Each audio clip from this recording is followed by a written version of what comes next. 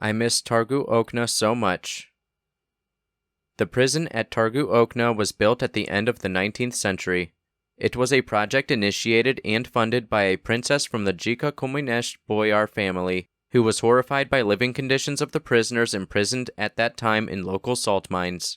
In those mines, prisoners were allowed fresh air only during great church feast days, spending most of their prison sentence underground. The project included several buildings, where the prisoners were to be housed, descending into the mines only during working hours. After hard labor in the salt mines was discontinued, Targu-Ocna became a regular prison, administered just like the others. Between the two world wars, however, at the initiative of Dr. Ioan Cantacuzino, several more buildings were added and the prison became a sanatorium for prisoners with tuberculosis. Gafencu's group arrived here in February 1950 after a stop in Bucharest. They had been x-rayed there, and, out of the 40 suspected of having tuberculosis, only 18 cases were confirmed. The healthy prisoners were sent back to Pitești. When they arrived at Targu-Ocna, the sanatorium was almost empty, but in the months that followed, other groups of prisoners of all ages and political persuasions arrived, most of them young legionnaires. After the extermination program at Pitești, the newly arrived prisoners found Targu-Ocna to be a real paradise. They were given adequate and nourishing food, freedom to move from one room to another and to sunbathe in the courtyard, the opportunity to speak with the others, the benevolent attitude of the guards, etc. Father Voicescu, a geography student at the time, arrived at the prison during the month of May and recalls his overwhelming initial impression. I arrived at Targu-Ocna in the evening. It was a spring evening, there was a scent of lime in the air, and the moon was high in the sky. A few middle-aged guards from the old guard were waiting for us, each one carrying a long rifle. We, the other prisoners and I, moved quickly, being accustomed to hearing words like, "Move, bandit," and pushing and shoving. One of the guards said to us, "Slow down, son, take it easy." When we heard the word son, we could not believe our ears. We then saw a building full of lights. We were brought in to a room with 8 beds, each one with a mattress. At Pitești and at Jilava, because there were so many of us, beyond the normal limit, we had bunk beds in stacks of 2 or 3. Here, the windows had no security shutters and there was a bathroom right next to the door. This was happiness. The next day we were still dumbfounded. To our amazement, we were brought into the courtyard to meet the others who preceded us there. Grass was growing in the courtyard. We rolled around on it. It was truly magnificent. But it was not always this idyllic. There were difficult moments even here, with restrictions, punishments, solitary confinement, terror, especially when an attempt was made to implement a re-education program modeled after Pitești. Margarita Danielescu, the prison's official doctor, was an extremely soulful woman. Assisted by prisoners with medical backgrounds and medical students, she did all she could to look after the prisoners in her care. Prisoners were not treated for tuberculosis. The treatment, instead, was nutritious food and natural tonics, which yielded spectacular results in some cases. On the other hand, there were many who would have benefited from disease-specific treatment. They did not survive. In May 1950, a group of prisoners who had undergone the re-education program at Pitești arrived at Targu-Ocna. Only a few of them seemed to have gone through the program and remained actively re-educated, while the others, still horrified by the tortures they had experienced, were very restrained. Most of them would heal spiritually in the loving atmosphere that prevailed at Targu-Ocna. The arrival of the re-educated disturbed life at the sanatorium. Knowing nothing of the horrors they had experienced, those at Targu-Ocna did not understand the strange behaviors of these new arrivals. They could not explain the changes that had taken place in those whom they had previously known, those with whom they had been friends, and who now behaved so unnaturally. After some of the re-educated made certain disclosures, it became clear that measures had to be taken. They kept an eye on those who were actively re-educated, forestalling any attempt at re-education in the sanatorium, while also seeking, with an attitude full of understanding, to approach those who had not been fully corrupted. The political officer at Targu-Ocna was waiting for a suitable moment to unleash re-education. Divine providence, attentiveness, the solidarity of the prisoners, and the attitude of Dr. Danielescu, who expressed considerable objections to the penitentiary directorate, thwarted the 2 attempts made at re-education. Valeriu Gafencu played an important role in this endeavor and was the pillar around which those opposed to re-education gathered. When he found out about the horrors at Pitești, he said, "Difficult times also await us," and he asked those around him to pray fervently that they not lose their souls in the trials that were to come. His influence on the others made things difficult for the political officer, who tried to recruit some of the prisoners as informers. If Pitești and re-education became symbolic of the demonization of man, torn from his connection with God, defeated and beast-like toward his fellow man, Targu-Ocna found itself at the opposite pole. Those at Targu-Ocna found an uplifting, Christian atmosphere, full of love and sacrifice, unique to the history of the communist gulag. Targu-Ocna was a Pitești turned upside down. Targu-Ocna was more than just a community, said Father Voicescu. It was a true spiritual family. The relationships formed there were stronger than blood relations. We felt and experienced a holy and authentic joy. Thus, I understood my friend Sammy when he said to me, after being released in '54, "I miss Targu-Ocna so much," because it was there that we could understand what freedom in Christ meant. No one was able to take that freedom and joy away from us. At Targu-Ocna, remembers Dr. Estrida Leifa, when the seriously ill began to increase in number, we had to make adjustments to care for them properly. It was decided that 2 of the less seriously ill would take turns attending to room number 4, where the seriously ill were located. Alexandru Ioanid and Aurelian Gutza volunteered at first. For 1 week, they stood watch over the ill, which was not an easy task. After them, Jan Popescu and Leonida Reilu Straton took over, but seeing how their condition was not good either, it was decided to create teams of 2 that would change daily, thereby including most of the more able-bodied prisoners. The time came when it was necessary to set up room number 5 for those who were seriously ill. There was also a need for medical assistance at night, especially since some of the prisoners were in the final stages of their illness. The potential for infection for the healthy ones, in this environment full of the coke bacillus, was considerable. Together with my colleague Mihai Lunghianu, we provided medical assistance, but, to everyone's surprise, we did not contract the disease. This was truly a miracle. Since I was always around Valeriu, I had the possibility to have long discussions with him. I got to know him very well.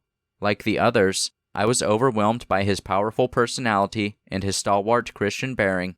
Free of ostentation, these qualities of his influenced the spiritual atmosphere of the sanatorium to a very large degree, even though he was permanently confined to bed.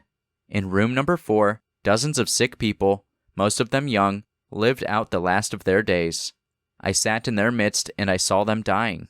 Not one of them, absolutely, not even one of them, rebelled against his fate, and even less against God. They died reconciled, confessing Christ. Even Jan Filipescu, an old socialist, the only one among the sick who claimed to be an atheist. And all of this was because of the spiritual atmosphere to which Valeriu Gafencu contributed. Room number 4, in which each prisoner awaited his end, was a temple of prayer, a temple of the dead. All those who came in contact with the dying were aware of the danger that threatened them, but faith in God gave them the power to overcome their fear. The attitude of service that some people had, while of no particular mystical inclination but always extraordinarily helpful, is evidence of exemplary Christian conduct, says Jan Popescu. Their final actions deserve to be made known. I am referring specifically to 4 prisoners who were ill with a milder form of tuberculosis: Mihai Părau, Sandu Alexandrescu, Alexandru Angelescu, and Ionaș Plopianu. They decided to do the laundry for those who were no longer able to do it for themselves. There were many more who helped now and then, but these 4 did the work day in and day out for 3 years. They did the washing outside, in tubs provided by the administration. This work took several hours a day. It was simpler during summer, but in winter the water was as cold as ice, and these men, sick themselves, stood outside in the cold, washing, having their hands red as lobsters. They took up this work for no other reason than as befitting of their Christian spirit. I believe their gesture was important in the eyes of God. It is one thing to give your food to someone who is sicker than you, to sacrifice your portion of meat or jam, but it is another matter to wash someone else's personal things. Particularly since it was not so easy, it was rather unpleasant, It was nauseating to wash sheets and clothes belonging to sick people given the fact that they were sometimes saturated with blood, pus, urine, and other things. It was not a pleasant task to do this work every day, especially if you were sick yourself. There was an engineer who had been a communist, Traian Andreescu, a former leader of the regional CFR Moldova. He wound up in prison as a result of mild disagreement among the communists. Before prison, he had been a free thinker, and although he was not against Christianity, he was not involved in any sort of religious activity. Sent to Targu-Ocna after he became ill, he was influenced by the atmosphere he found there. Something started to change in him. Seeing the attitude of the young people, most of them legionnaires, he said one day, "I am sorry I didn't know about the legionnaire movement earlier. My family, under my influence, has communist tendencies. I'm sorry for my son, whom I believe I'll never see again. I wish I could tell him that I believed a lie." His sickness worsened, and in the final stages he was brought into the same room as Valeriu. Father Gerasim Iscu was also in room number 4. Andreescu wanted to die as a Christian. Father Gerasim heard his confession and gave him Holy Communion, preparing him for his passage into eternity. He died reconciled with God. His soul was won over by Valeriu and by the atmosphere at Targu-Ocna even before arriving in room number 4. He had been at Targu-Ocna over a year while his transformation took place. Another man who returned to God in prison under the influence of the atmosphere at Targu-Ocna was General Tobescu. This man, before his arrest, had been the national leader of the military police. When his condition worsened, he was also sent to room number 4. Along with the others, I helped him and spoke with him. One day, he told me, "Do you know that I used to be a great persecutor of the legionnaires?" "Yes, I know," I replied. "It surprised me that no one here has ever reproached me for doing so much wrong to your comrades despite the fact that I participated in the arrest and killing of many legionnaires. Now I realize what great mistakes I made and that I did not exercise good judgment. I believed that I was doing good for the country and that by persecuting you I was being patriotic. Now I realize I was wrong. I let myself be influenced by people who did not think well of the legionnaires. Now I am sorry. Maybe that's why God brought me here, in order to realize my mistakes." He also died in room number 4, having confessed and received communion. I consider this spiritual transformation a real miracle. Gheorghe Soare was a simple boy, a former student at a technical high school. He was also arrested due to his involvement with the legionnaire movement. He had been imprisoned at Targushor and arrived at Targu-Ocna gravely ill. His was a modest family. They did not inquire after him. They never came to see him. They probably did not know he was at Targu-Ocna. He had a simple, pure soul. Serene and silent, he lived a discreet Christian life, unobserved by the others. The day before he died, he told us something that impressed me. I was born in 1927. The Legion was founded in that same year. While I was still free, I never thought that I would have the honor of dying for the Legion. God gave me this happiness. I was born at the same time as the Legion, and I have the joy of dying for it. He said this to a few of us who were closest to him. It is a fine thing to die thinking this way. It seemed to me to be something very special. Even though he did not possess a legionnaire's bold character, this final thought of his, directed at God, that he was happy dying for this movement, this faith, impressed me. He was a simple boy. There were others like him who, although they did not live lives that were in any way extraordinary, were nonetheless impressive because of their simplicity, their faith, their self-sacrifice. Their commitment to the legionnaire movement gave them a certain happiness, a certain joy. A blessed man. Although very sick, because of his love and serenity, Valeriu was the very soul of the spiritual atmosphere at Targu-Ocna, strengthening everyone with the grace that dwelt within him. He was the most peaceful and cheerful one among us, recalls Aurelian Gutza, never uttering a word of discontent. The injustice and hatred that rained down on us melted when faced with the immeasurable love that ceaselessly poured forth from him. At that time, recounts Yanalide, he had arrived at a spiritual maturity.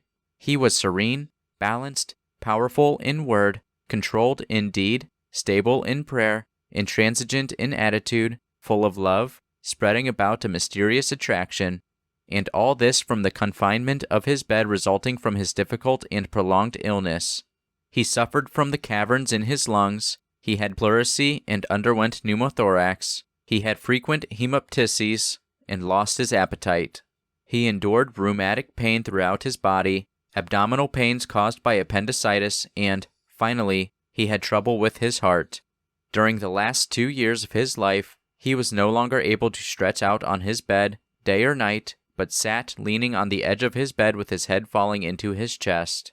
In the beginning of his great period of illness, we were able to bring him out on the terrace, on a stretcher, but later he was unable to leave his bed. He was worn out from coughing, he would turn red in the face from this exertion, and he often spit up blood. At times like these, pain took away his pure and wise smile. He smiled even when he was sleeping. His sleep blended into his state of prayerful vigil, and he often told us that when we thought he was sleeping, he was actually praying. His prayer continued even in sleep, and this gave his face a pleasant luster that seemed to spread around him. Despite these physical travails, Valeriu was a blessed man due to great internal efforts and especially to God's grace, which was complete and powerful within him, strengthening him to overcome suffering by living in the Spirit. The guards and the re-educated, as well as his friends, were impressed by something in Valeriu, but few realized that that something was Christ. On his thin face one could detect a certain light that covered the shadows of his suffering. His forehead was high, white, serene, sometimes with a stray lock of hair falling across it. Nothing, however, created a more profound impression than the heavens that were reflected ever more deeply and brightly in his blue, penetrating eyes. There was something in him that was stable, warm, and vibrant, and gave him a vivid, intelligent, active expression. His hair had once been thick, but now had thinned out and was soft and silky.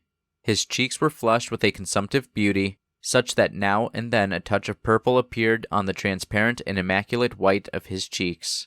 His nose was in perfect harmony with his entire countenance. His mouth was the very image of his internal joy. A smile that was hard to define blossomed on his lips. There was both happiness and pain in his smile, but both of these things spread light, joy, and internal power. When spasms or great pains afflicted him, he clammed up for a while, but by calling mystically upon the name of Christ he transcended the suffering and was reborn with a smile that was fresh, vibrant, shining, coming from another world.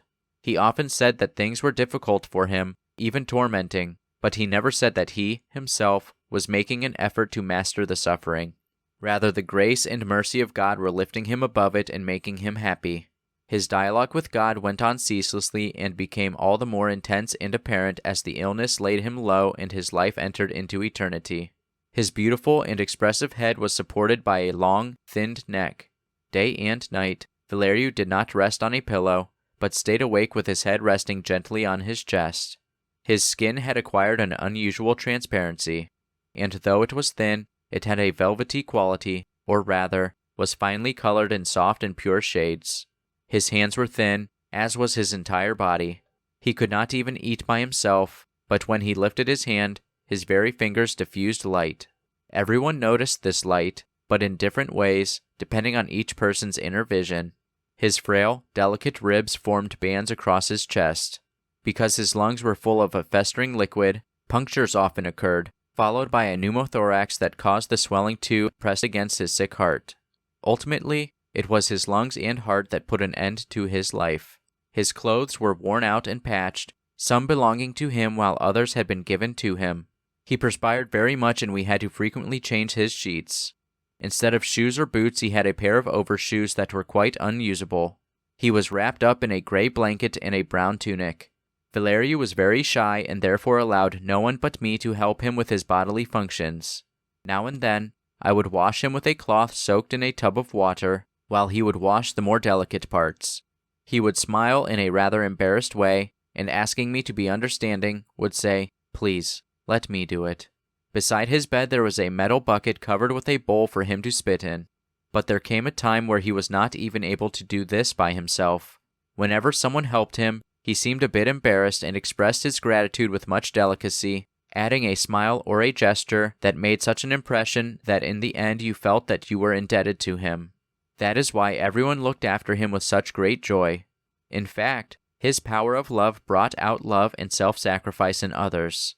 He felt himself indebted by even the smallest gesture of attention and often humbled himself, saying, "You are all so good. You endanger your own health that is already so frail in order to take care of us. I do not know if I would be capable of so much self-sacrifice. May God repay you." When he had weakened so much that he could no longer chew, I took the best of the meat, chewed it myself, and made it into a kind of pill, and then gave it to him in his mouth that way. I gave him the other kinds of food with a spoon, as is done with small children. I don't think he ever received a mouthful of food from my hand without repaying me with a smile, a kind look, or a kind word. Although he was withered physically, the intensity of his spiritual life grew day by day. There was a time near the end when his doctors and friends advised him not to speak anymore, but he said, "Do not take this joy away from me, because I live in order to confess Christ. And if I live by His mercy, and if I were no longer able to express the love that I have for you, I would have no reason to live. Therefore, do not be afraid. I do not want to tempt the source of life, but I want to serve Him until the end. I thank you for your concern, but please understand that I cannot do otherwise." Valeriu was touched the most by the gifts and the spiritual joys that were given to him. He, who was our joy and strength. During the summer, flowers were brought to him daily from the garden, but he, in turn, would ask someone to take one of the flowers to someone else who was sick. Delicate gestures from great and sensitive souls. His favorite flower was always the lily, about which he wrote with great gentleness in his poems. He carried everyone in his heart.